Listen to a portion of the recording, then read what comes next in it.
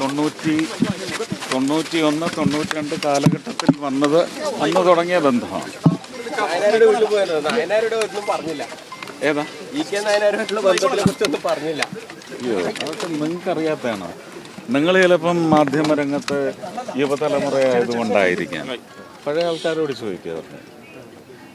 Teacher എന്തൊക്കെയാ സന്തോഷമായി ടീച്ചർക്ക്? കണ്ടതല്ലേ, നിങ്ങൾ കണ്ടതല്ലേ? ടീച്ചർ പറഞ്ഞത് ആത്മബന്ധം അച്ഛനും അമ്മ എന്നാണ് വിളിക്കുന്നത്. ടീച്ചർ ഒത്തിരി ഓർത്തെടുത്തു നിങ്ങളുടെ ഓർമ്മകളെ. സുരേഷ് ചേട്ടൻ മനസ്സിൽ അങ്ങനെ തന്നെയാണ്. എൻ്റെ അപ്പച്ചിയത്. ടീച്ചർ പറഞ്ഞത് പാവങ്ങളുടെ ഒക്കെ ഒപ്പം നിൽക്കുന്ന ഒരു മന്ത്രി ആയിരിക്കും സുരേഷ് ഗോപി എന്നാണ്. ഇ കെ നായനാരെ പോലെ തന്നെ പാവങ്ങൾക്കൊപ്പമായിരിക്കും സുരേഷ്. അല്ല, അത് സുരേഷ് ഗോപി എന്ന് പറയുന്ന മനുഷ്യൻ അതായിരിക്കും. മന്ത്രി ഒരിക്കലും അങ്ങനെ പാവങ്ങൾക്ക് വേണ്ടി മാത്രം എന്നല്ല, ഇന്ത്യൻ ജനതയ്ക്ക് വേണ്ടിയുള്ള മന്ത്രിയായിരിക്കണം. ഉത്തരവാദിത്വത്തിൻ്റെ വലിപ്പം അനുസരിച്ച് നമ്മൾ റെസ്ട്രിക്റ്റ് ചെയ്യാൻ പാടില്ല, അല്ലേ?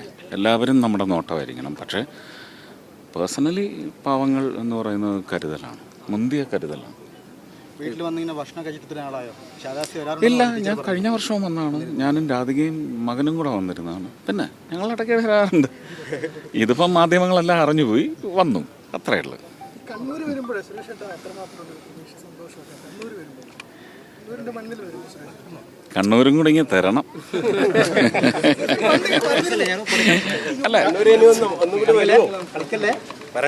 ഒന്നും കൂടി വന്നാൽ മതിയോ? ഇടക്കിടക്ക് വരണ്ടേ? ടൂറിസത്തിന് എന്തെങ്കിലും എന്റെയും കൂടിയല്ലേ കണ്ണൂരിന് നമുക്ക് എന്തെങ്കിലും ടൂറിസത്തിന് അതൊക്കെ ഒഫീഷ്യൽ ആയിട്ടുള്ള കാര്യങ്ങളാണ്. അതിങ്ങനെ വന്നിട്ട് ഒരു വഴിവെക്കിൽ നിന്ന് പറയാൻ പറ്റുന്ന കാര്യങ്ങളല്ല.